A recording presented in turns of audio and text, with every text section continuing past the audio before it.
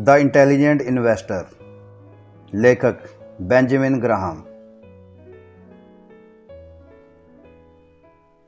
Intelligent investor the definite book of value investment पुस्तक सिखाती है कि इससे द्वारा हम क्या हासिल कर सकते हैं।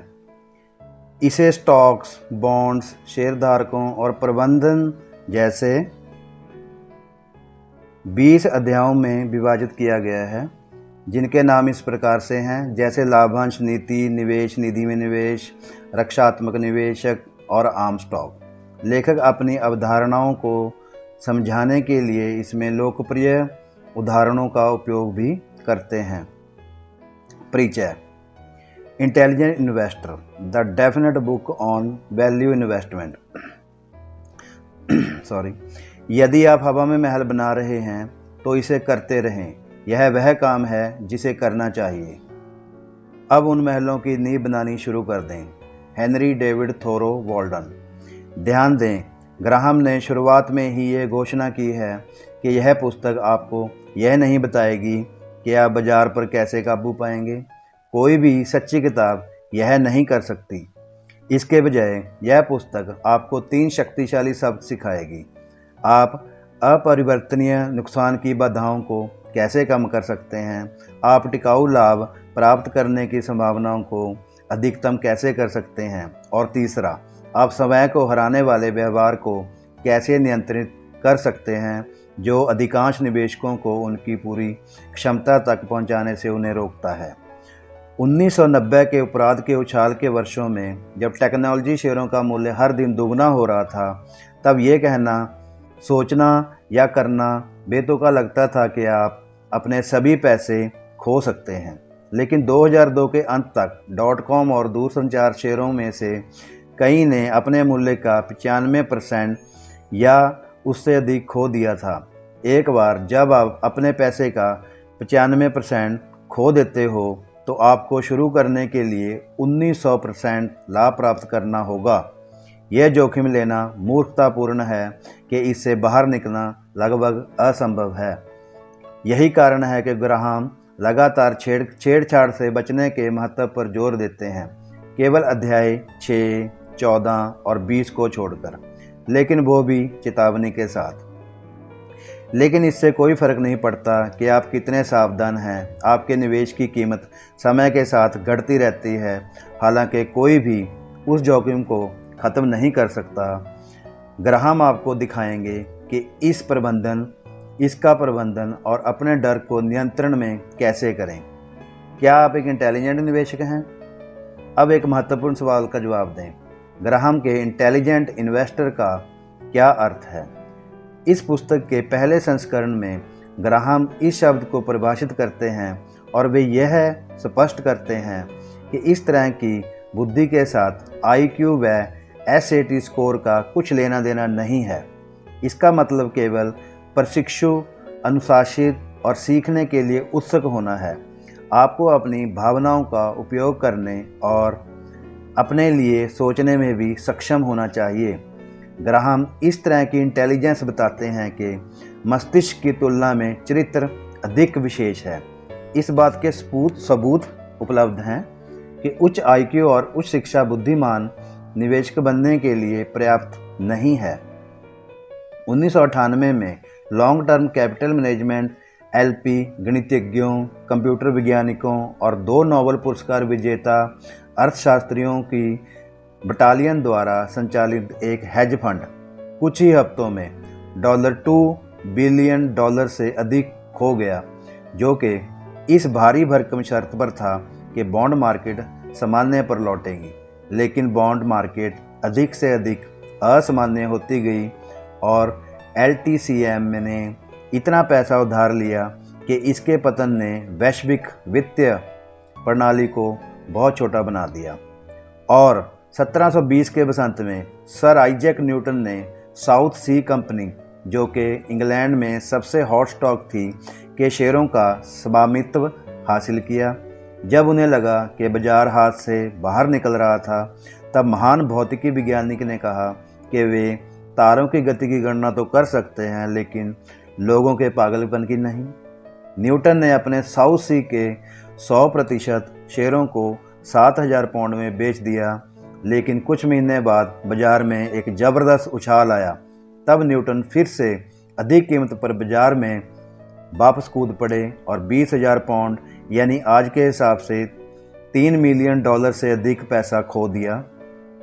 और इसका परिणाम ये हुआ कि उन्होंने अपने पूरे जीवन में किसी को भी अपने सामने साउथ सी शब्द बोलने से मना कर दिया। सर आइजैक न्यूटन सबसे बुद्धिमान लोगों में से एक थे, लेकिन ग्राहम के शब्दों में न्यूटन एक बुद्धिमान निवेशकों से कोसों दूर थे। भीड़ के गर्जने से अपने फैसले को ओवरराइड करके दुनिया का सबसे बड़ा वैज्ञानिक मूर्खों की तरह काम करता था। संक्षेप में, यदि आप अभी तक निवेश करने में विफल रहे हैं तो ऐसा इसलिए नहीं है क्योंकि आप बेवकूफ़ हैं, ऐसा इसलिए है क्योंकि सर आइजैक न्यूटन की तरह आपने भावनात्मक अनुशासन विकसित नहीं किया है, जो सफल निवेश की आवश्यकता है। अध्याय 8 में ग्राहम वर्णन करते हैं कि अपनी भावनाओं का उपयोग करके और इंटेलिजेंस के बाजार के स्तर पर उतरने से इनकार कर अपनी बुद्धि को कैसे बढ़ाया जाए। वहाँ आप अपनी सीख को मास्टर कर सकते हैं कि एक बुद्धिमान निवेशक होने के नाते दिमाग की तुलना में चरित्र का विषय अधिक है। आपदा का इतिहास। आइए आप पिछले कुछ सालों के कुछ प्रमुख वित्तीय विकासों को देखते हैं। ग्रेट डिप्रेशन के बाद सबसे खराब बाजार दुर्घटना अमेरिकी शेयरों के साथ मार्च 2000 और अक्टूबर 2002 के बीच हुई, जिससे उनके शेयर मूल्य का 50.2% यानी $7.4 ट्रिलियन खत्म हो गया। 1990 के दशक की सबसे हॉट कंपनियों की शेयर कीमतों में बहुत गिरावट आई, जिसमें AOL, Cisco, JDS, Uniphase, Lucent, Qualcomm plus सैकड़ों इंटरनेट शेयरों का विनाश भी शामिल है। एनरॉन, टाइको और जेरॉक्स समेत अमेरिका के कुछ सबसे बड़े और सबसे सम्मानित निगमों में भारी वित्तीय धोखाधड़ी के आरोप लगे। कॉन्सेस्को, ग्लोबल क्रॉसिंग और वर्ल्डकॉम के रूप में चमक वाली कंपनियां दिवालिया हो चुकी थी। आरोप है कि लेखांकन फर्मों ने पुस्तकों को घुमाया और यहाँ तक के रिकॉर्ड नष्ट कर दिए ताकि उनके ग्राहकों को निवेश करने वाले लोगों को गुमराह करने में मदद मिल सके। प्रमुख कंपनियों के शीर्ष अधिकारियों ने आरोप लगाया कि अपने निजी लाभ के लिए सैकड़ों लाख डॉलर डंप कर दिए गए हैं।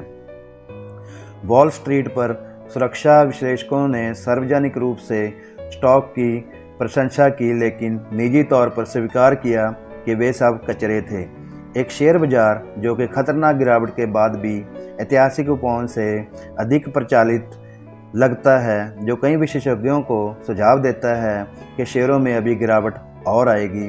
बाजार दरों में निरंतर गिरावट ने निवेशकों को स्टॉक के लिए कोई आकर्षक विकल्प नहीं छोड़ा था। मध्य पूर्व में वैश्विक आतंकवाद और युद्ध के अप्रत्याशित खतरे से एक साथ निवेश वातावरण खत्म हो चुका था। ग्राहम के सिद्धांतों को सीखकर इससे अधिकतर नुकसान से बचा जा सकता था। जैसा कि ग्राहम ने कहा, वॉल स्ट्रीट पर कहीं और बड़ी उपलब्धियों के लिए उत्साह जरूरी हो सकता है, लेकिन ये लगभग हमेशा आपदा की ओर जाता है। इंटरनेट शेयरों व बड़े विकास शेयरों पर और पूरे स्टॉक के रूप में कई लोगों ने सर आइजैक न्यूटन की तरह बेवकूफ़ाना गलतियां की। उन्होंने अन्य निवेशकों के निर्णय से खुद को निर्धारित करने दिया। उन्होंने ग्राहम की चेतावनी को नज़रअंदाज कर दिया कि खरीदार पूछना भूल गए के बाद वास्तव में डरावना नुकसान हमेशा होता है, सबसे अधिक दर्दनाक रूप से जब वे इसे सबसे ज़्यादा चाहते थे। तब उन्होंने अपने आत्मनियंत्रण को खो दिया। इन लोगों ने ग्राहम के दावे को साबित कर दिया कि निवेशक की मुख्य समस्या और यहाँ तक कि उसका सबसे बुरा दुश्मन वह खुद होने की सबसे बड़ी संभावना है। यह सुनिश्चित था कि वह नहीं था। उन लोगों में से कई लोग विशेष रूप से प्रौद्योगिकी और इंटरनेट शेयरों पर यह बताते हुए हाई टेक प्रचार किया गया और ये बताया गया कि यह उद्योग आने वाले सालों तक एक दूसरे को आगे बढ़ाते रहेंगे, लेकिन हमेशा के लिए नहीं। 1999 के मध्य में वर्ष के पहले 5 वर्षों में 117.3% की वापसी के बाद स्मारक internet fund portfolio manager Alexander Chang ने भविष्यवाणी की कि अगले 3 से 5 वर्षों में उनका फंड सालाना 50% और वार्षिक औसत 35% अगले 20 सालों तक रिटर्न देता रहेगा। 1999 में अपने एमेरिंडो टेक्नोलॉजी फंड के अविश्वसनीय 248.9% की बढ़ोतरी के बाद पोर्टफोलियो मैनेजर अल्बर्टो व्हीलर ने कहा कि इंटरनेट एक सतत पैसा बनाने वाली मशीन है। यदि आप इस क्षेत्र से बाहर हैं तो आप कम प्रदर्शन कर रहे हैं। आप घोड़े और छोटी गाड़ी में हैं और मैं पोश में हूँ। आपको 10 गुना विकास के अवसर पसंद नहीं हैं तो फिर किसी और के साथ जाओ। फरवरी 2000 में हेज फंड मैनेजर जेम्स के क्रैमर ने घोषणा की कि इंटरनेट से संबंधित कंपनियां नई दुनिया के विजेता हैं।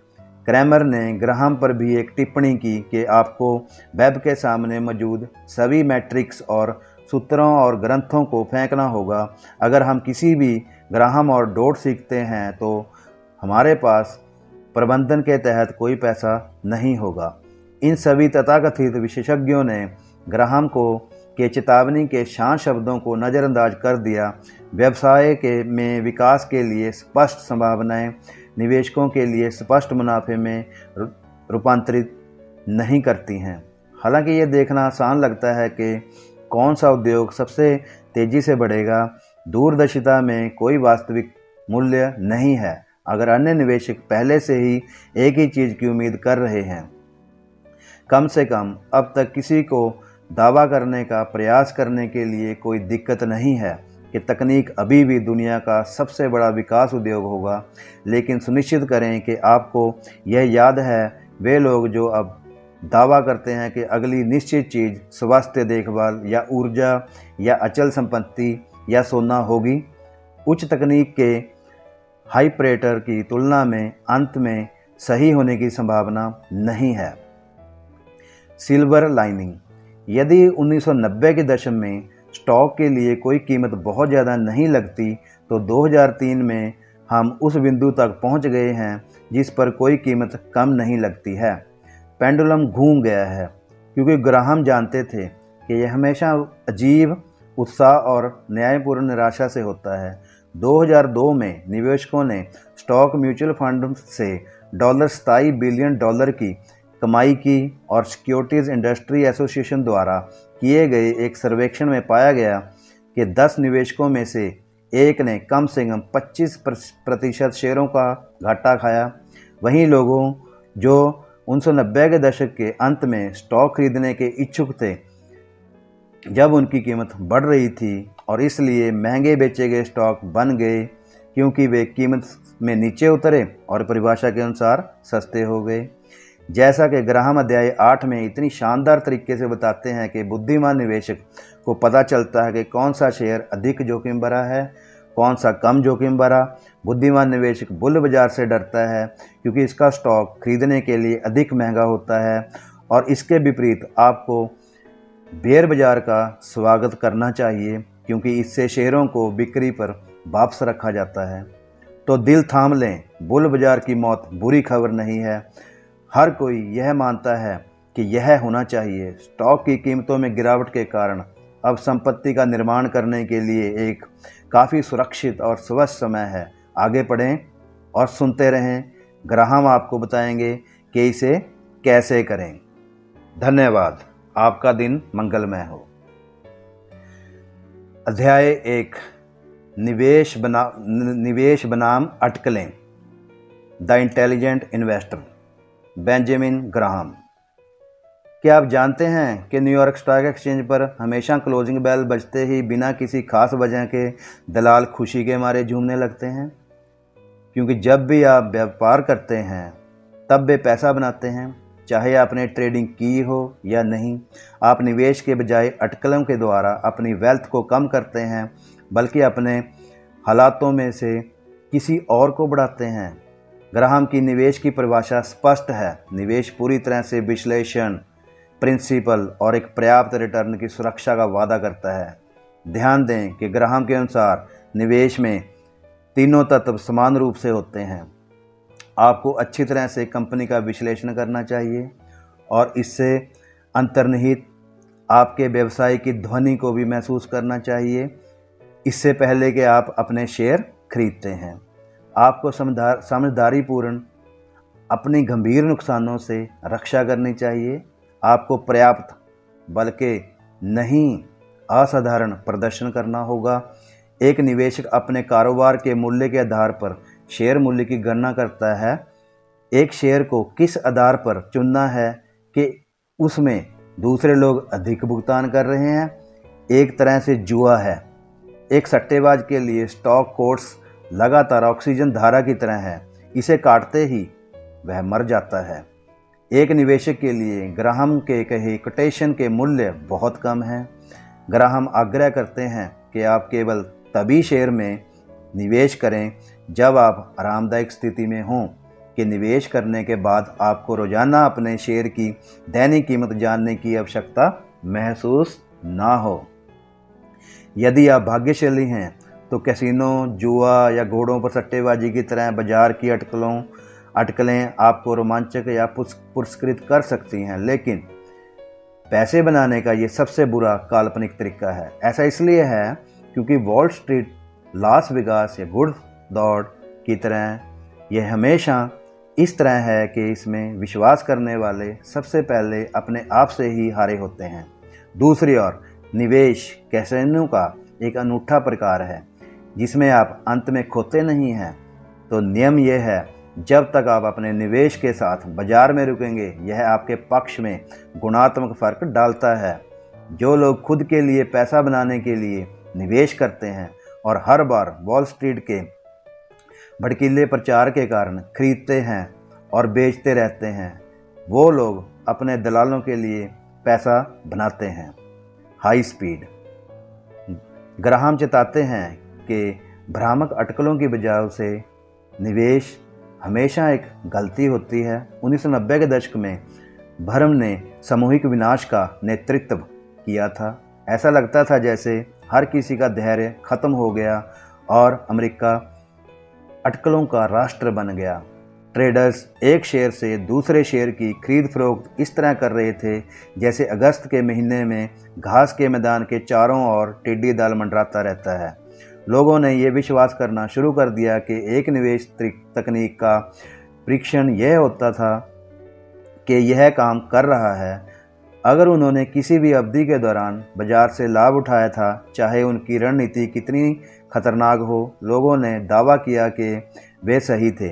लेकिन बुद्धिमान निवेशक के पास अस्थायी रूप से सही होने में कोई दिलचस्पी नहीं है। अपने दीर्घकालीन वित्तीय लक्ष्यों तक पहुंचने के लिए आपकी तकनीक को स्थायी और भरोसेमंद होना ही चाहिए। 1990 के दशक के कारोबार की तकनीकें जो डे ट्रेडिंग, डाइवर्सिफिकेशन को अनदेखा करना, हॉट म्यूचुअल फंडों में जाना, स्टॉक पिकिंग सिस्टम के बाद काम करती हैं, लेकिन उन्हें लंबे समय तक प्रचलित होने का कोई मौका नहीं मिला क्योंकि वे ग्राहम के निवेश के सभी 3 मानदंडों को पूरा करने में नाकाम रहे। यह देखने के लिए कि क्यों अस्थायी रूप से पर्याप्त उच्च रिटर्न कुछ साबित नहीं करते, कल्पना करें कि 2 स्थान आपस में एक दूसरे से 130 मील की दूरी पर हैं। अगर मैं 65 मील प्रति घंटे की गति से चलता हूं, तो मैं उस दूरी को 2 घंटे में पूरा कर सकता हूं। लेकिन अगर मैं 130 मील प्रति घंटे की रफ्तार से ड्राइव करता हूं, तो मैं वहां 1 घंटे में पहुंच जाता हूं। लेकिन अगर मैं इस कोशिश में जीवित रहता हूं, तो मैं सही हूं। क्या आपको ये कोशिश करने का लुत्फ उठाना चाहिए? क्योंकि आप मुझे ये कहते हुए सुनते हैं कि ये काम करता है। बाजार को जीतने के लिए बहुत सी चमकदार चीज़ें एक जैसी होती हैं। जब तक आप इसे होल्ड कर सकते हैं, तब तक आपकी किस्मत काम करती है। 1973 में जब ग्राहम ने आखिरी बार इंटेलिजेंट इन्वेस्टर को संशोधित किया, तो न्यूयॉर्क स्टॉक एक्सचेंज की वार्षिक कारोबार दर 20% थी, जिसका अर्थ है कि ठेठ शेयर धारकों ने इसे बेचने से पहले 5 साल तक स्टॉक को होल्ड पर रखा था। 2002 तक कारोबार दर में 105% की गिरावट दर्ज की गई, जिसकी कीमत केवल 11.4 महीने की होल्डिंग अवधि थी। 1973 में औसत म्यूचुअल फंड लगभग 3 वर्षों तक स्टॉक पर आयोजित हुआ। 2002 तक स्वामित्व की अवधि केवल 10.9 महीने तक घट गई थी।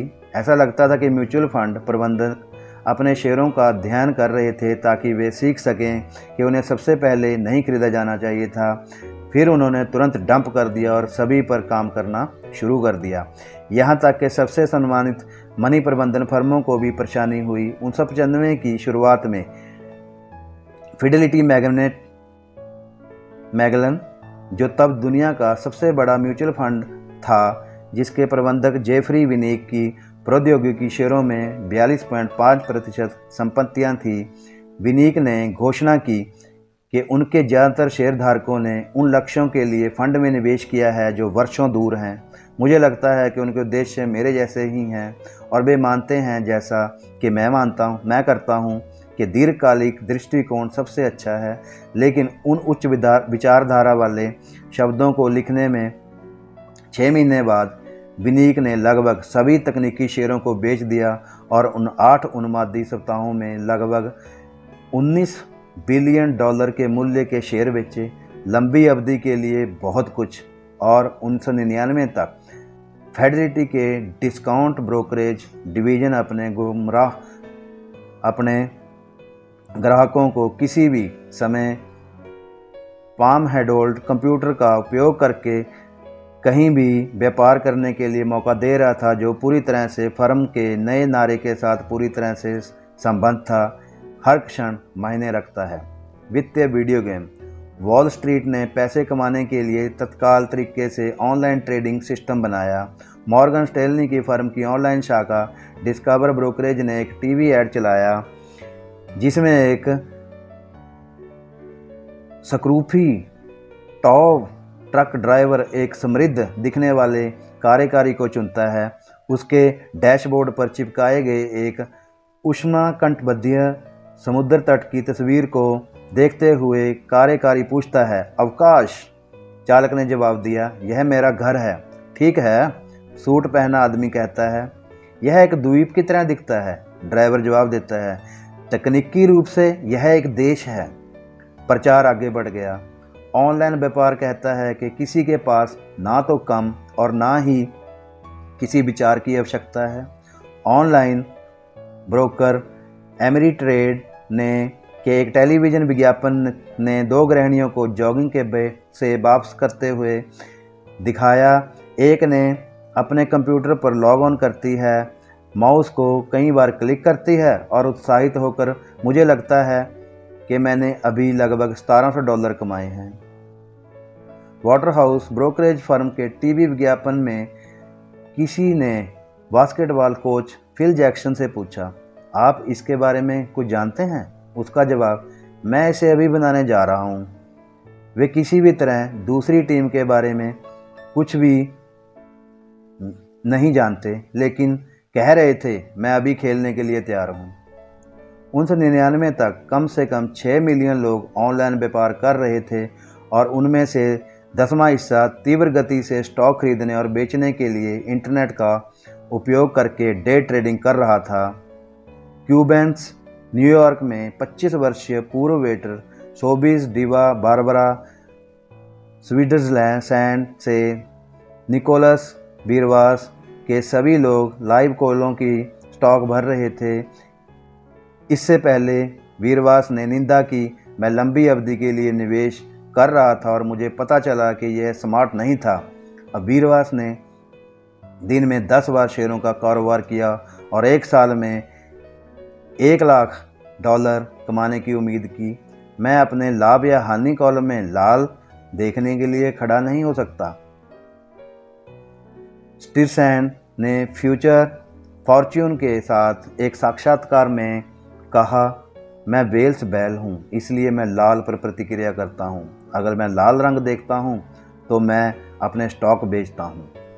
नाई की दुकानों, रसोई, cafe, taxi cab, truck stop, वित्तीय वेबसाइटों और वित्तीय टीवी शेयरों के बारे में निरंतर डाटा डालने से शेयर बाजार को नॉन स्टॉप राष्ट्रीय गेम में बदल दिया गया। जनता पहले से कहीं ज़्यादा बाज़ारों के बारे में अधिक जानकर महसूस कर रहे थे। दुर्भाग्यवश जब लोग डेटा में डूब रहे थे तब ज्ञान कहीं नहीं था। उन कंपनियों के स्टॉक पूरी तरह से ख़त्म हो गए जो उन्होंने जारी किया था। शुद्ध अब्स्ट्रक्शंस बस एक टीवी या कंप्यूटर स्क्रीन पर चलने वाले ब्लिप मात्र रह गए थे। अगर ब्लिप ऊपर बढ़ रहे थे तो कुछ भी नहीं हो रहा था। 20 दिसंबर 1999 को जूनो ऑनलाइन सर्विसेज ने एक ट्यूरल बेजिंग बिजनेस प्लान का शुभारंभ किया, जिससे उसे संभवतः कुछ नुकसान होना निश्चित था। जूनो ने घोषणा की कि अब से यह अपनी सभी खुदरा सेवाओं को ईमेल के द्वारा निःशुल्क प्रदान करेगा। वह इंटरनेट एक्सेस के लिए कोई शुल्क नहीं लेगा और अगले वर्ष विज्ञापन पर लाखों डॉलर खर्च करेगा। कॉरपोरेट हरकिरी की इस घोषणा पर जूनो का शेयर 2 दिन में $16.375 से बढ़कर $66.75 हो गया। व्यवसाय को सीखना क्यों फ़ायदेमंद था, या ये क्यों आवश्यक था कि कंपनी द्वारा क्या उत्पादित सामान या सेवाएं कैसी थी, या उसका प्रबंधन कैसा था, या कंपनी का नाम क्या था। आपको स्टॉक के बारे में जानने की ज़रूरत थी। उनके प्रतीकों का आकर्षक कोड था CBLT, INKT, PCLN, TGLO, VRSN, WBN। इस तरह आप उन्हें तेज़ी से खरीद सकते थे बिना 2 सेकंड की देरी किए।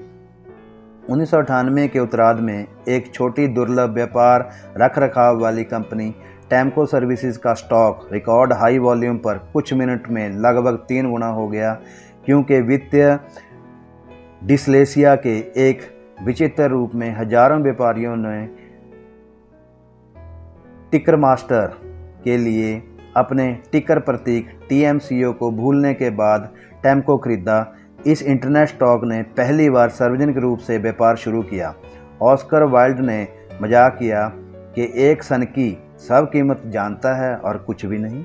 इस परिभाषा के तहत शेयर बाजार हमेशा क्रोधित होता है, लेकिन 1990 के उत्तरार्ध में इसे ऑस्कर को चौंका दिया था। एक शेयर की कीमत पर बेक ड्राई कंपनी शेयरों को दुगना कर सकती है, भले ही इसका मूल्य पूरी तरह से अप्रत्याशित हो गया हो। 1998 के अंत में CIBC ओपनहाइमर के एक विश्लेषक हेनरी ब्लोडेट ने चेतावनी दी कि सभी इंटरनेट शेयरों के साथ एक मूल्यांकन की तुलना में स्पष्ट रूप से विज्ञापन से अधिक कला है।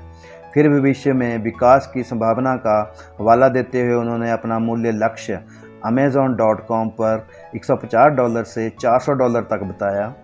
उस दिन Amazon.com ने 19% की बढ़ोतरी की और ब्लड जेट के विरोध के बावजूद उनका मूल्य लक्ष्य 1 साल का पूर्वानुमान था, जो सिर्फ 3 हफ्तों में $400 से आगे बढ़ गया था। 1 साल बाद पेनबेवर के विश्लेषक वॉल्टर पाइसिक ने भविष्यवाणी की कि क्वालकॉम स्टॉक अगले 12 महीनों में $1000 प्रति शेयर तक पहुंच जाएगा। उस स्टॉक में पहले से ही 1842% की बढ़ोतरी हुई और उस दिन 31% की बढ़ोतरी हुई, जो कि $659 प्रति शेयर पर पहुंच गया। फॉर्मूले से नाकामयाबी तक। लेखक व्यापार जैसे कि इतनी तेज़ी पर है, लेकिन व्यापार जैसे कि इतनी तेज़ी पर है, यह अटकलों का एकमात्र रूप नहीं है। पिछले 1 दशक में एक के बाद एक सट्टा सत्र को बढ़ावा दिया गया, लोकप्रिय किया गया और फिर एक तरफ फेंक दिया गया।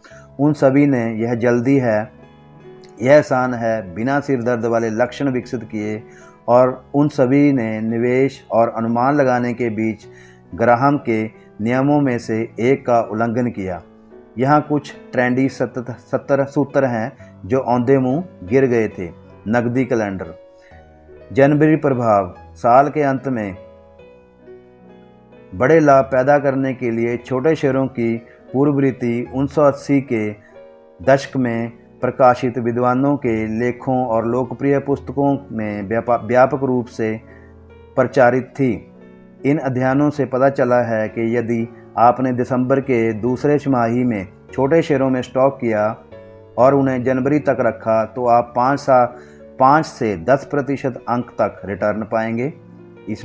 इसने कई विशेषज्ञों को चकित कर दिया। आखिरकार अगर यह आसान था, निश्चित रूप से हर कोई इसके बारे में सुनता था। बहुत से लोग ऐसा करेंगे और उनसे अवसर दूर हो जाएगा। जनवरी झटके का क्या हुआ? सबसे पहले कई निवेशक अपने कर बिलों को कम कर सकते हैं, जो नुकसान में लॉक करने के लिए साल के अंत में अपने कुर्मी शेयर बेचते हैं। दूसरा, पेशेवर मनी मैनेजर अधिक सतर्क हो जाते हैं क्योंकि वर्ष नज़दीक आ जाता है, जो उनके प्रदर्शन को सुरक्षित रखने की मांग करता है। इससे उन्हें गिरने वाले स्टॉक खरीदने के लिए अनिच्छुक बनाता है। और यदि एक अंडर परफॉर्मिंग स्टॉक भी छोटा और अस्पष्ट है तो एक मनी मैनेजर होल्डिंग्स की सालाना सूची में इसे दिखाने के लिए भी उत्सुक होगा। ये सभी कारक छोटे स्टॉक को क्षणिक सौदेबाजी में बदल देते हैं। जब कर संचालित बिक्री जनवरी में समाप्त हो जाती है तो वे आमतौर पर मजबूत और तेज़ी से लाभ पैदा करते हुए वापस बेच देते हैं। जनवरी का प्रभाव ज़्यादा नहीं चला है और ये कमज़ोर हो गया है। रोचेस्टर विश्वविद्यालय के वित्त प्रोफेसर विलियम स्वार्ट के मुताबिक यदि आपके दिसंबर के आखिर में छोटे शेयर खरीदे थे और उन्हें जनवरी के शुरू में बेच दिया था तो 1980 से 1989 तक 4.4 अंक में से 8.5% अंक तक अपने बाजार से लाभ लिया होगा और 1990 से 2001 तक 5.8 अंक तक। जैसा कि जनवरी के प्रभाव के बारे में अधिक लोगों ने सीखा, अधिक व्यापारियों ने दिसंबर में छोटे शेयर खरीदे जिससे उन्हें सौदा कम किया, लेकिन पुरस्कार उनके रिटर्न कम हो गए। इसके अलावा जनवरी प्रभाव सबसे छोटे शेयरों में से सबसे बड़ा है, लेकिन ब्रोकरेज ग्रुप के अग्रणी परिधारण फ्लैक्स ग्रुप के मुताबिक ऐसे छोटे स्टॉक खरीदने और बेचने की कुल लागत आपके निवेश का 8% तक बढ़ा सकती है। अफसोस की बात है कि आपके ब्रोकर का भुगतान करने के समय जनवरी प्रभाव पर आपके सभी लाभ बह जाएंगे। बस वही करें जो काम करता है। 1996 में जेम्स ओशनरेस नामक एक अस्पष्ट मनी मैनेजर ने white works on wall street नामक पुस्तक प्रकाशित की। इसमें उन्होंने तर्क दिया कि निवेशक बाजार से काफ़ी बेहतर प्राप्त कर सकते हैं।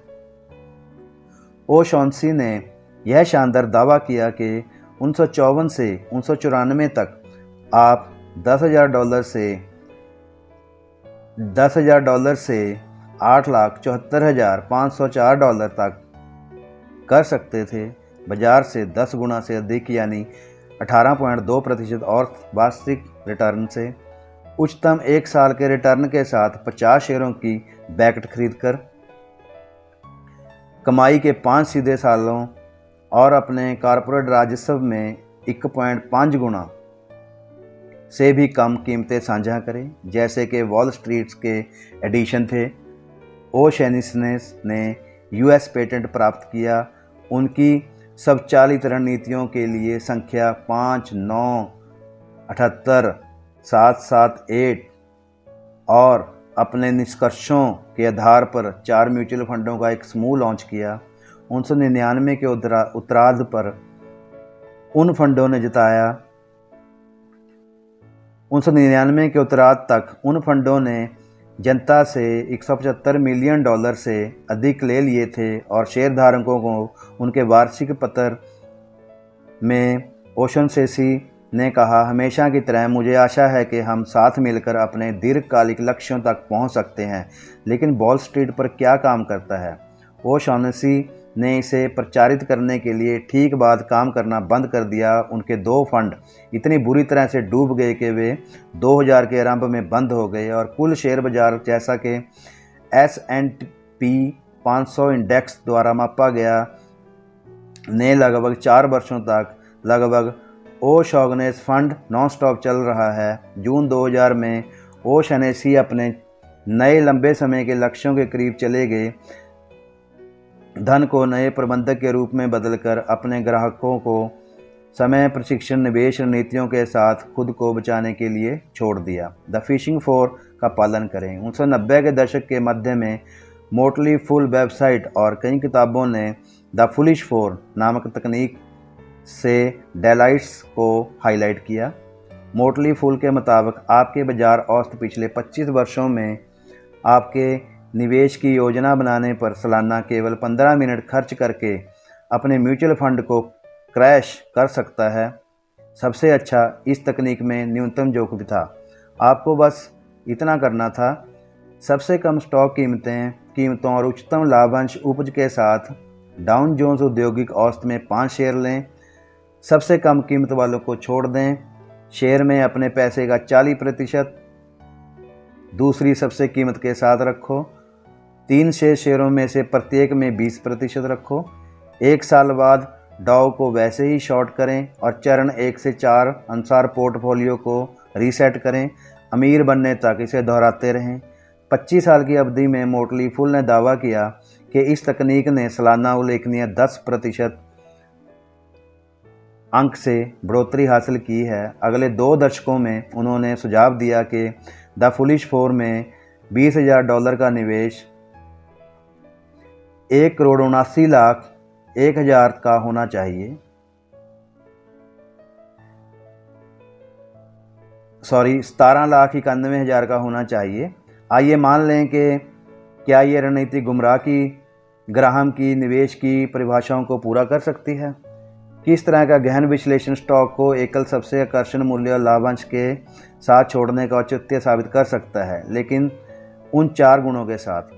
आपके पैसे का 40% केवल एक स्टॉक में कैसे न्यूनतम जोखिम डाल सकता है और प्रिंसिपल की सुरक्षा प्रदान करने के लिए केवल 4 शेयरों का पोर्टफोलियो कितना विविधतापूर्ण हो सकता है। संक्षेप में, कभी भी सबसे अधिक बॉकमामी स्टॉक पिकिंग फार्मूले में से एक था। मूर्खों ने ओशनेसी के समान गलती की। यदि आप बड़ी मात्रा में डेटा को काफ़ी देर तक देखते हैं तो पैटर्न की एक बड़ी संख्या उभर कर सामने आएगी। अकेले यादृच्छिक भाग्य से कंपनियां जो औसत स्टॉक रिटर्न का उत्पादन करती हैं उनमें बहुत सारी चीज़ें आम होंगी, लेकिन जब तक उन कारकों से शेयर का प्रदर्शन नहीं हो जाता तब तक भविष्य में रिटर्न की भविष्यवाणी करने के लिए उनका उपयोग नहीं किया जा सकता। निश्चित रूप से बाजार को कुचलने के बजाय मूर्खों ने हजारों लोगों को कुचला जो विश्वास में बेवकूफ़ थे कि यह निवेश एक रूप था। अकेले 2000 में 4 मूर्ख share caterpillar, Eastman cold, SBC और जनरल मोटर 14% की गिरावट आई, जब डॉव में केवल 4.7% की कमी आई। जैसा कि इन उदाहरणों से पता चलता है कि केवल एक चीज़ जो वॉल स्ट्रीट पर बेयर बाजार को कभी भी डराती नहीं है, डोपी विचार। इन तथाकथित निवेश दृष्टिकोणों में से प्रत्येक ग्राहम के कानून का शिकार हो गया। उच्च स्टॉक प्रदर्शन अर्जित करने के लिए सभी यांत्रिक सूत्र एक प्रकार की आत्म विनाशकारी प्रक्रिया जैसे कम रिटर्न के कानून के समान है। रिटर्न कम होने के 2 कारण हैं। अगर सूत्र केवल यादृच्छिक सांख्य फ्लूक्स पर आधारित था, केवल समय से पता चलता है कि पहली जगह में कोई समझ नहीं है। दूसरी तरफ अगर सूत्र वास्तव में अतीत में काम करता है जनवरी प्रभाव की तरह, तो इसे प्रचारित करके बाजार पंडित हमेशा खराब हो जाते हैं और आमतौर पर भविष्य में ऐसा करने की क्षमता को ख़त्म कर देते हैं।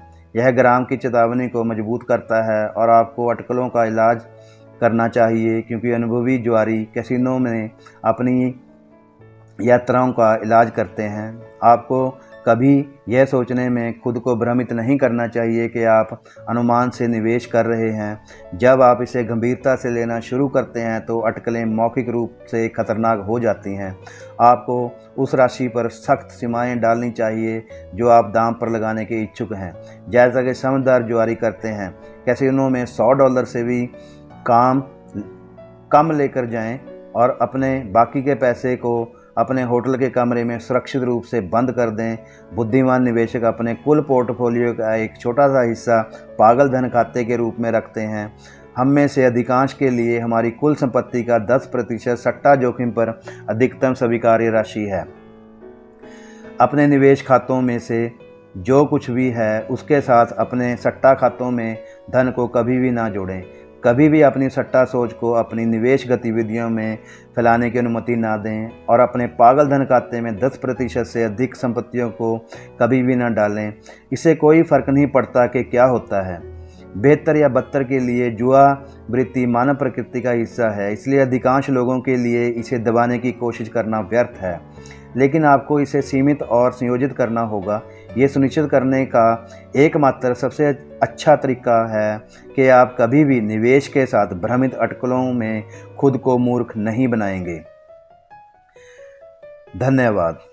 आपका दिन मंगलमय हो।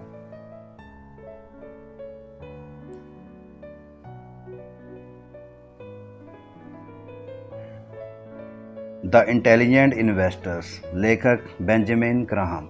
अध्याय 2, इन्वेस्टर और इन्फ्लेशन। अमेरिकी मजबूत हो रहे हैं। 20 साल पहले $10 से खरीदे गए किराने का सामान उठाने के लिए 2 लोगों को लगना पड़ता था, लेकिन आजकल केवल $10 में इतना ही सामान आता है कि 5 वर्षीय बच्चा भी उसे उठा लेता है। हैनी यंगमैन। मुद्रास्फीति की दर, इसकी कौन परवाह करता है।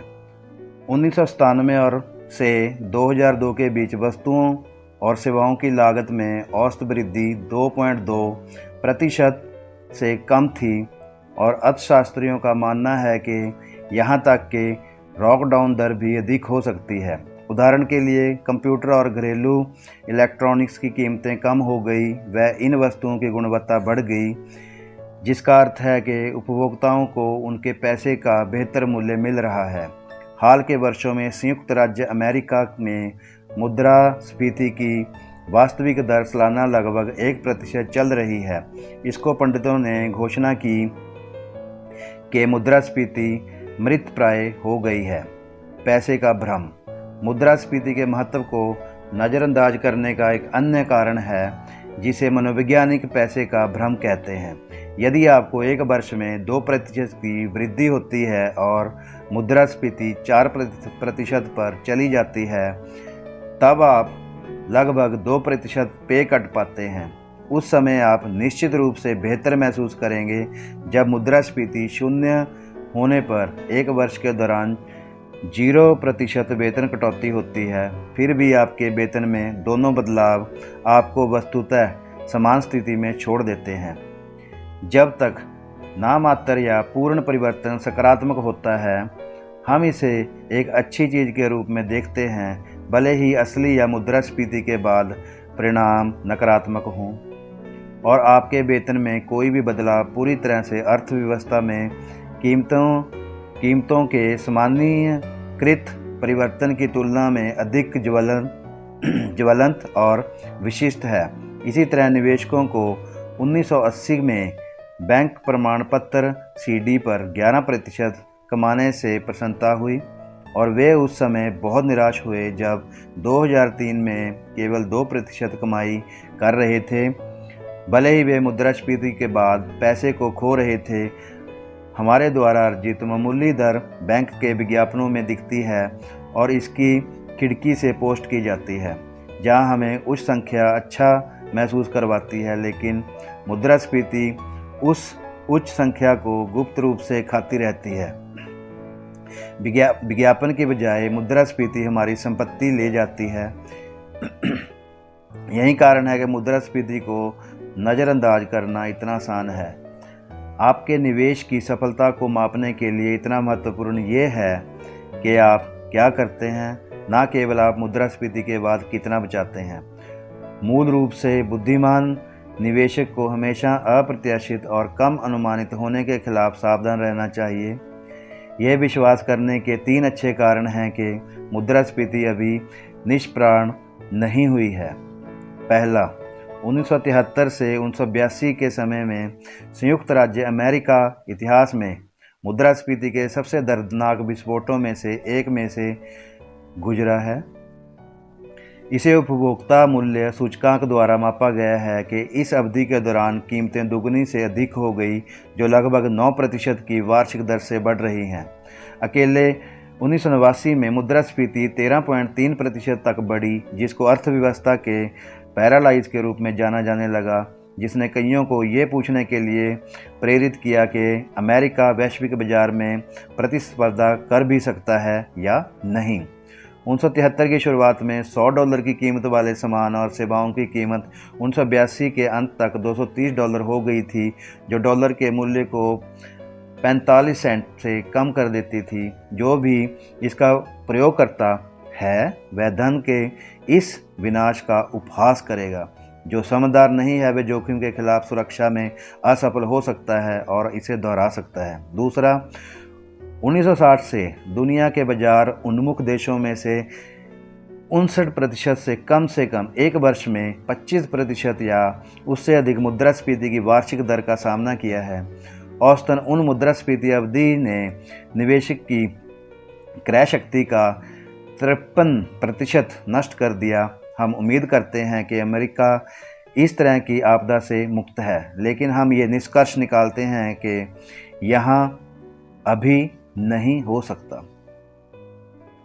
तीसरा, बढ़ती कीमतों में अंकल सैम ने मुद्रास्फीति से सस्ता डॉलर के साथ अपने कर्ज का भुगतान करने की अनुमति दी। मुद्रास्फीति को पूरी तरह से ख़त्म करना या किसी भी सरकार के आर्थिक स्वहित के खिलाफ जो नियमित रूप से धन उधार लेती है, आधा बचाव। बुद्धिमान निवेशक मुद्रास्फीति के खिलाफ सुरक्षा के लिए क्या कर सकता है? मानक जवाब, स्टॉक खरीदना है, लेकिन सामान्य उत्तरों के रूप में अक्सर यह पूरी तरह से सच नहीं है। जब उपभोक्ता वस्तुओं और सेवाओं की कीमतें गिर गई, स्टॉक रिटर्न भयानक थे।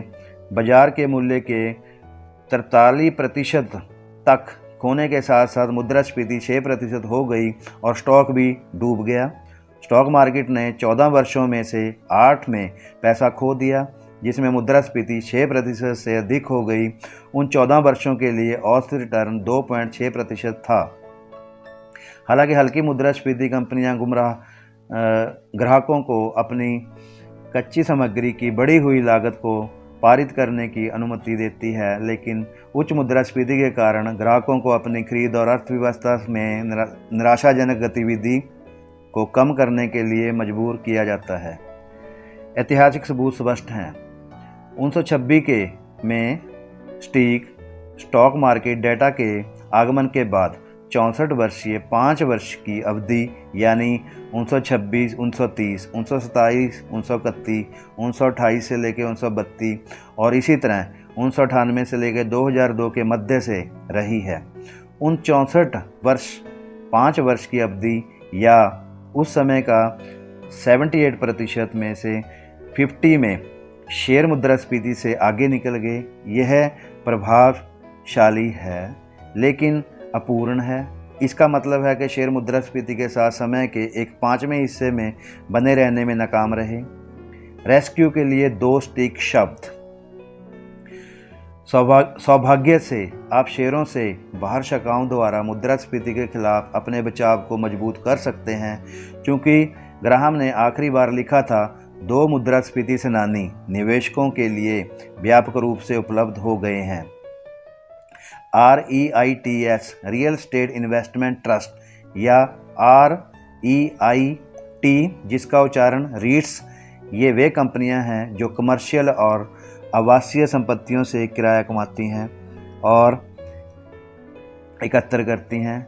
10 real estate mutual fund bundle में REIT मुद्रास्फीति का मुकाबला करने का एक अच्छा काम करते हैं। सबसे अच्छा विकल्प वैनगार्ड REIT इंडेक्स फंड है। अन्य अपेक्षाकृत कम लागत वाले विकल्पों में Cohen and Steers realty share, Columbia real estate equity fund और Fidelity real estate investment fund शामिल हैं, जबकि REIT फंड की एक सटीक मुद्रास्फीति लड़ाकू होने की संभावना नहीं है।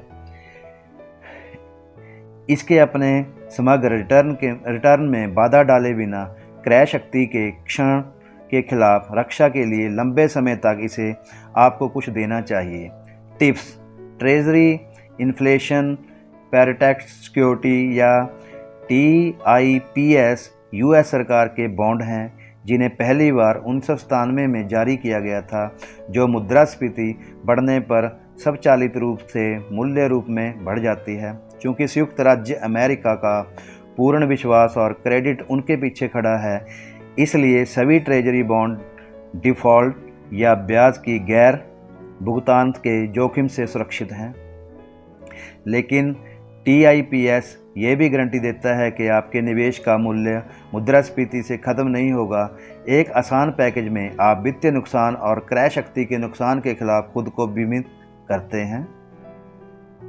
जब मुद्रास्फीति के गर्म होने के कारण आपके TIPS बॉन्ड का मूल्य बढ़ता है, आंतरिक राजस्व सेवा मानती है कि योग्य आय के रूप में मूल्य में वृद्धि, भले ही यह पूरी तरह से एक पेपर लाभ है जब तक कि आप अपने नए उच्च मूल्य का पर बॉन्ड नहीं बेचते।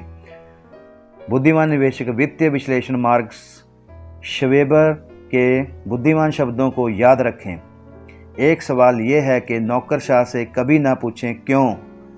इस बेहद उत्तेजक कर जटिलता के कारण TIPS एक IRA जैसे एक स्थगित सेवानिवृत्ति खाते के लिए सबसे उपयुक्त है। 401 के, जहां वे आपकी कर योग्य आय को जैक नहीं करेंगे। आप सीधे US सरकार से TIPS खरीद सकते हैं या कम लागत वाले म्यूचुअल फंड जैसे वैनगार्ड मुद्रास्फीति सुरक्षित प्रतिभूतियां या फेडरलिटी मुद्रास्फीति सुरक्षित बॉन्ड, या तो सीधे या किसी बॉन्ड के माध्यम से TIPS अनुपात के लिए आदर्श विकल्प हैं। आपके सेवानिवृत्ति निधि का आप अन्यथा नकद में रहेंगे, उन्हें व्यापार ना करें। TIPS कम रन में अस्थिर हो सकता है, इसलिए वे स्थायी आजीवन होल्डिंग के रूप में सर्वश्रेष्ठ काम करते हैं। ज़्यादातर निवेशकों के लिए आपकी सेवानिवृत्ति संपत्तियों में से कम 10% TIPS को आवंटित करना आपके पैसे का एक हिस्सा पूरी तरह से सुरक्षित रखने में और मुद्रास्फीति के लंबे अदृश्य पंजे की पहुंच से परे एक बुद्धिमान तरीका है। धन्यवाद। आपका दिन मंगलमय हो। अध्याय 3, स्टॉक मार्केट का इतिहास। यदि आपको पता नहीं कि आप कहां जा रहे हैं तो सावधान रहें, क्योंकि आप कहीं नहीं जा रहे हैं। योगी बेरा। इस अध्याय में ग्राहम बताते हैं कि वे कैसे भविष्यवाणी काम करती है। वे 2 साल बाद के बाजार के हाल अपनी दूरदर्शिता से देखते हैं कि 1973 और 74 के विनाशकाली समय में भी बाजार से कैसे लाभ लिया जा सकता है, वह उसे कैसे प्रदर्शित किया जाता है, जिसमें अमेरिकी शेयरों ने अपना 37% मूल्य खो दिया था, जिसका असर भविष्य में 2 दशकों से भी अधिक समय तक दिखता था। इसी समय बाजार उन गुरुओं और सर्वश्रेष्ठ किताबें बेचने वालों के तर्क को सुनता है जो कभी भी अपने जीवन काल में इस खितिजी तप पर नहीं पहुंचते थे। ग्राहम के तर्क का मूल्य यह है कि बुद्धिमान निवेशक को अतीत के आधार पर भविष्य का पूर्वानुमान कभी नहीं करना चाहिए। दुर्भाग्यवश यह वास्तव में एक गलती रही कि 1990 के दशक में एक के बाद एक बुलिश किताबों की एक धारा ने जैसे वार्टन फाइनेंस, प्रोफेसर जेरेमी शिगेल के stocks for the long run 1994 के बाद, जेम्स ग्लासमैन और केविन हेसेट के डॉ 36,000, डेविड एलियस के डॉ 40,000 और चार्ल्स कैडलेस के डॉ 1,00,000, क्रिसेंडो 1999 आदि सभी प्रकाशित हुई। पूर्वानुमानों में के तर्क दिया कि 1802 के बाद से मुद्रास्फीति के बाद शेयरों ने वार्षिक औसत 7% तेजी बना ली थी। इसलिए उन्होंने निष्कर्ष निकाला कि निवेशकों को भविष्य में और ज़्यादा तेजी की उम्मीद करनी चाहिए। कुछ शेयर ऐसे भी थे जो कम से कम 30 वर्षों की किसी भी अवधि में हमेशा आगे रहे थे। इसलिए स्टॉक में बॉन्ड या यहाँ तक कि बैंक नकद से कम जोखिम था, और यदि आप लंबे समय तक शेयरों का स्वामित्व रखकर सभी जोखिमों को ख़त्म कर सकते थे तो आप उनके लिए कितना भुगतान करते। 1999 और 2000 का आरंभ। 7 दिसंबर 1999 को फर्स्ट हैंड म्यूचुअल फंड के portfolio manager Kevin Landis CNN के मनी लाइन प्रसारण पर दिखाई दिए। यह पूछे जाने पर कि क्या वायरलेस दूरसंचार स्टॉक कितना लाभ देगा, कमाई के अनंत गुणों को पर उनके पास एक तैयार उत्तर था, यह एक मनिया नहीं है। पूरी तरह से विकास के पूर्ण मूल्य को देखो, यह बड़ा है। 18 जनवरी 2000 को कैमर फंड्स के मुख्य निवेशक रणनीतिकार रॉबर्ट फ्रोलिच ने वॉल स्ट्रीट जर्नल में यह घोषणा की, यह एक नई विश्व व्यवस्था है। हम देखते हैं कि लोग सही कंपनियों को त्याग देते हैं क्योंकि उनके शेयर की कीमत बहुत अधिक है। यह निवेशकों द्वारा की जाने वाली सबसे बड़ी गलती है। 10 अप्रैल 2000 को बिजनेस वीक के मुद्दे जेफरी एम एप्पलगेट फिर लेमन ब्रदर्स के मुख्य निवेश रणनीतिकार ने अशिष्टता से पूछा, क्या शेयर बाजार 2 साल पहले से आज खतरे में है क्योंकि कीमतें अधिक हैं? जवाब ना है। जवाब हाँ है। यह हमेशा रहा है, यह हमेशा होगा। और जब ग्राहम ने पूछा, क्या इस तरह की असशक्ता निर्दोष हो सकती है, वह जानता था कि उस प्रश्न का कोई शाश्वत उत्तर नहीं हो सकता। एक क्रोधित यूनानी भगवान की तरह शेयर बाजार ने उन सभी को कुचल दिया जो इस बात पर विश्वास करते थे कि 1990 के उत्तरार्ध के उच्च रिटर्न किसी पुरस्कार का दिव्य वरदान था। देखें कि लैंडिस, फ्रोलिच और एप्पलगेट द्वारा किए गए पूर्वानुमानों का क्या हुआ। 2000 से 2002 तक लैंडिस के पालतू वायरलेस शेयरों का सबसे स्थिर नोकिया 67% गिर गया, जबकि सबसे खराब विनस्टार कम्युनिकेशन 99.9% गिर गया। फ्रोइच के पसंदीदा शेयर सिस्को सिस्टम्स और मोटरोला 2002 के अंत तक 70% से अधिक गिर गए। निवेशकों को अकेले सिस्को पर $400 बिलियन से अधिक का नुकसान हुआ, जो कि हांगकांग, इजराइल, कुवैत और सिंगापुर के संयुक्त आर्थिक उत्पादन से अधिक था। अप्रैल 2002 में जब एप्पलगेट के उदारवादी सवाल पूछा गया तो डॉक्टर जेम्स इंडस्ट्रीज 11187 पर वह नैस्डैक कंपोजिट इंडेक्स 4446 पर था। 2002 के अंत तक डाउ 8300 के स्तर के आसपास घूम रहा था, जबकि नास्डाक पिछले 6 वर्षों में अपने लगभग सबसे निचले स्तर 1300 पर अपने सभी लाभों को ख़त्म करते हुए औंधे मुंह गिर गया था। जो जितनी स्पीड से ऊंचा गया वह उतनी स्पीड से नीचे गिरा। इस प्रकार के मार्केट के लिए स्थायी प्रतीक्षा के रूप में ग्राहम बुद्धिमान निवेशक से कुछ सरल संदिग्ध प्रश्न पूछने का आग्रह करते हैं। शेयरों का भविष्य रिटर्न हमेशा अपने पिछले रिटर्न के समान क्यों होना चाहिए? जब प्रत्येक निवेशक का मानना है कि लंबे समय तक पैसे कमाने के लिए स्टॉक की गारंटी है, तो क्या बाजार में भारी गिरावट नहीं होगी? जब एक बार ऐसा होता है, भविष्य में कैसे संभवतः उच्च रिटर्न प्राप्त हो सकते हैं? ग्राहम के जवाब हमेशा के रूप में तर्क और सामान्य ज्ञान में निहित हैं। किसी भी निवेश का मूल्य हमेशा इसके लिए भुगतान की जाने वाली कीमत का एक कार्य होना चाहिए। 1990 के दशक के अंत तक मुद्रास्फीति दूर हो गई थी, कॉरपोरेट लाभ तेजी से बढ़ रहे थे और अधिकांश दुनिया शांति में थी। लेकिन इसका मतलब यह नहीं था, ना ही इसका मतलब यह हो सकता था कि शेयर बाजार किसी भी कीमत पर खरीदने लायक थे।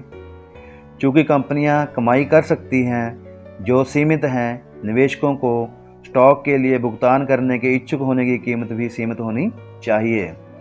इस बारे में सोचें।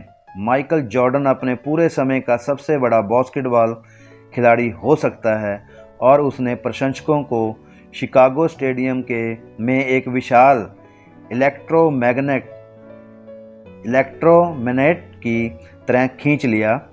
शिकागो बुल्स को लकड़ी के तल के चारों ओर एक बड़ी चमड़े की गेंद उछालने के लिए जॉर्डन को सालाना $34 मिलियन का भुगतान करके सौदा मिला।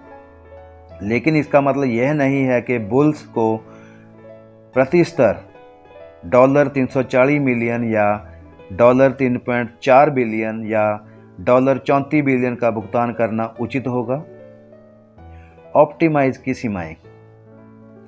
बाजार के हालिया रिटर्न पर ध्यान केंद्रित करते हुए ग्राहम चेतावनी देते हैं कि यह काफ़ी अजीब और ख़तरनाक निष्कर्ष है कि भविष्य में आम शेयरों के लिए समान रूप से आश्चर्यजनक परिणाम की उम्मीद की जा सकती है।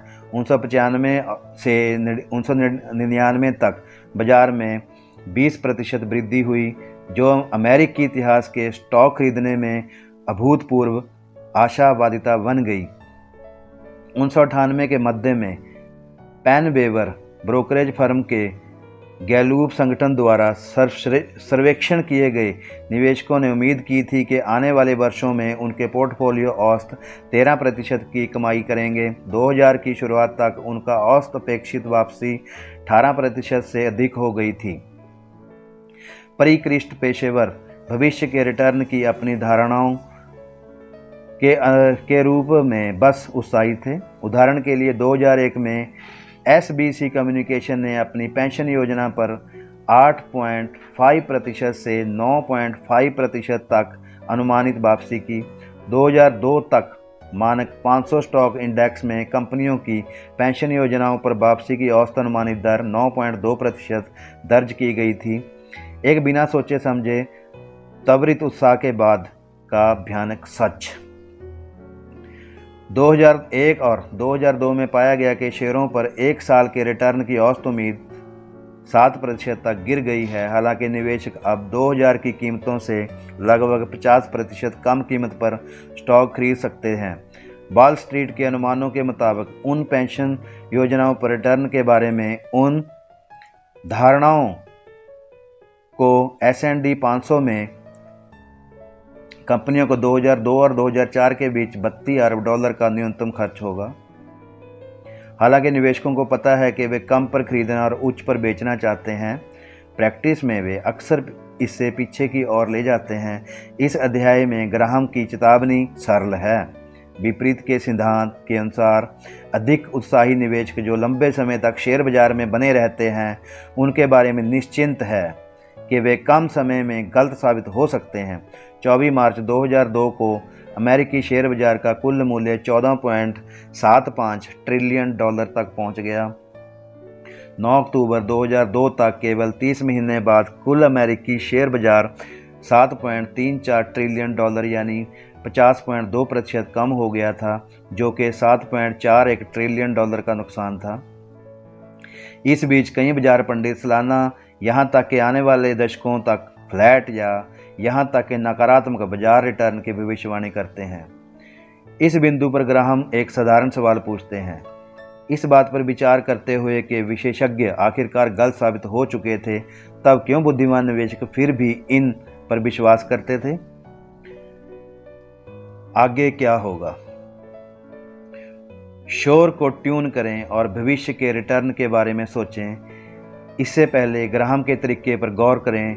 उनके अनुसार शेयर बाजार का प्रदर्शन 3 कारकों पर निर्भर करता है: वास्तविक विकास, कंपनियों की कमाई और लाभांश की बढ़ोतरी, मुद्रास्फीति वृद्धि, अर्थव्यवस्था में कीमतों की सामान्य बढ़ोतरी, सट्टा वृद्धि या गिरावट, निवेश के लिए जनता की भूख में कोई वृद्धि या कमी।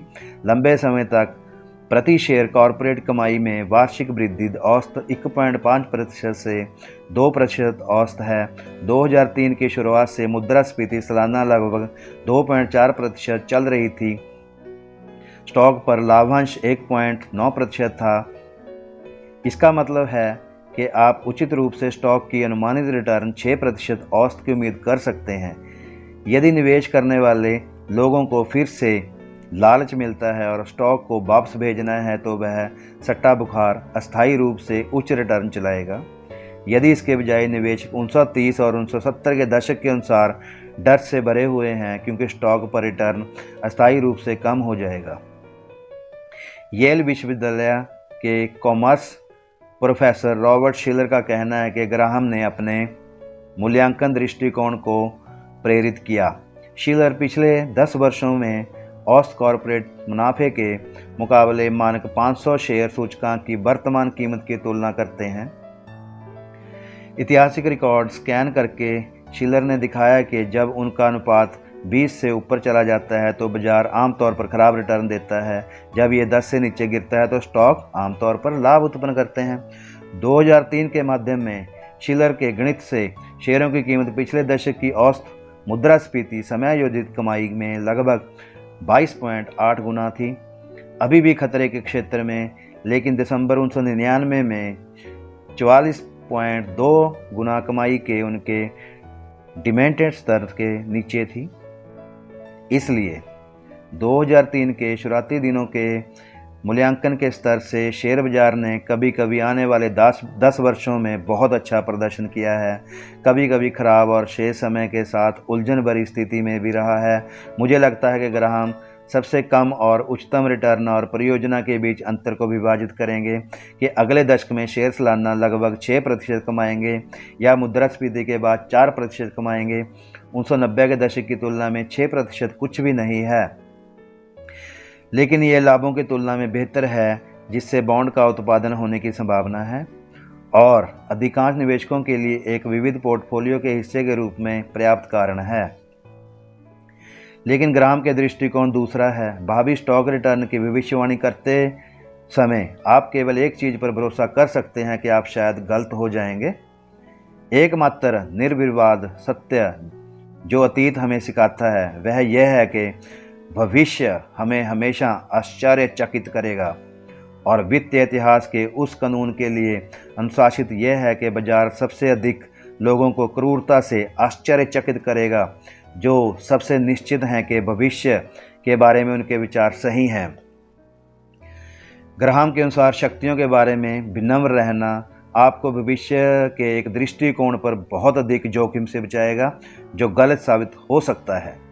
भविष्य का ईव जो गलत साबित हो सकता है, तो हर तरह से आपको अपनी अपेक्षाओं को कम करना चाहिए, लेकिन ध्यान रखें कि अपनी भावनाओं को निराश ना होने दें।